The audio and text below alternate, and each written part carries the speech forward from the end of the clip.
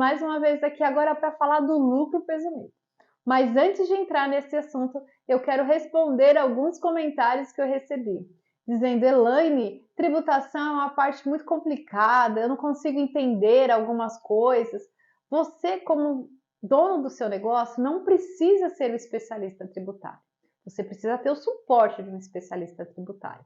A nossa proposta aqui é que você tenha uma visão para que você possa conversar com o seu especialista e tomar aí a melhor decisão para o seu negócio.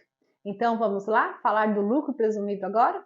O lucro presumido está estabelecido aí para empresas de um porte diferente do Simples Nacional. Afinal de contas, o limite de faturamento dele ano é 78 milhões.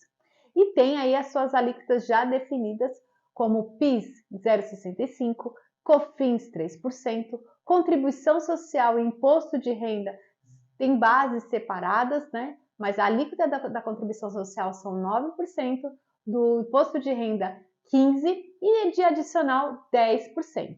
E por que, Elaine, você citou que são bases separadas? Porque quando eu calculo PIS e COFINS no lucro presumido, eu calculo sobre a receita. Mas quando eu estou falando de contribuição social e imposto de renda, eu saio de uma base que o governo supõe que dentro daquele segmento que você está aí, você tenha já uma margem de contribuição sobre esse faturamento, que é de 32%, pode ser 16%, 8%. Tudo isso vai conforme a regra da onde você está se enquadrando o seu negócio, tá? Então, aí sobre essa base, por exemplo, eu tenho um faturamento de 2 milhões, eu vou aplicar 0,65 PIS, vou aplicar 3% da COFINS. Inclusive, tem alguns casos de alguns segmentos que você não tem essa aplicação de PIS e COFINS, mas isso o especialista vai verificar com você, tá ok? Então, eu paguei sobre o PIS e o COFINS sobre essa receita de 2 milhões. O governo entende que dentro desse enquadramento que o seu especialista te ajudou a encontrar, ele pode entender que você tem uma margem de contribuição de 32%, de 16%, de 8%, tem algumas alíquotas aí que você pode se enquadrar. Diante dessa base, então ele pega o seu faturamento, aplica 32% e aí você vai ter a base de contribuição para a contribuição social e o imposto de renda. Isso é muito importante. E aí, Elaine, como é que acontece se eu estava lá no Simples Nacional, eu tive uma evolução de receita, só que acontece que mudou aí um pouco a característica do meu negócio e eu preciso retornar para uma questão até estratégica de recolhimento de impostos para o Simples Nacional. Isso pode acontecer? Pode, desde que você não tenha dívidas. Entenda uma coisa, toda vez que você tiver pendências com a Receita Federal, você não pode mudar o seu regime tributário, isso é muito importante, tá?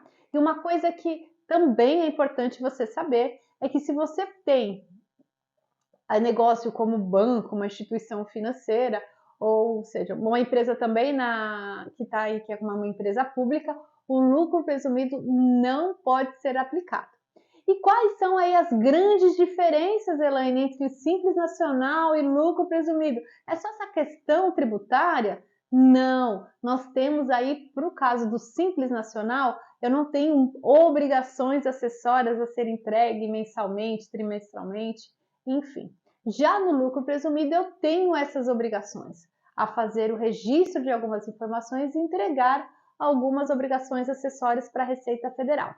Como também isso me obriga a ter o controle de algumas coisas.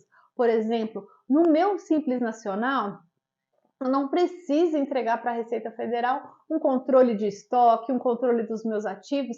Já dentro do lucro presumido, eu preciso, através de obrigações acessórias, prestar esta conta de movimentação aí dos meus estoques e entregar também aí algumas outras obrigações acessórias.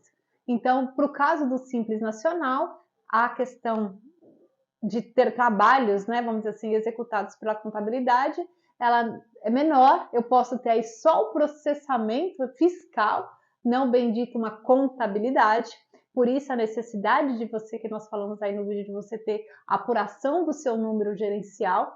Já no lucro presumido, você precisa ter aí a informação registrada para a Receita Federal.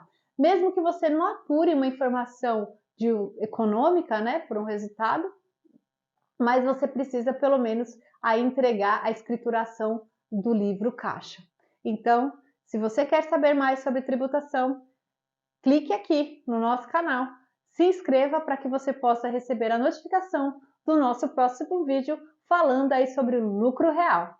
Até a próxima!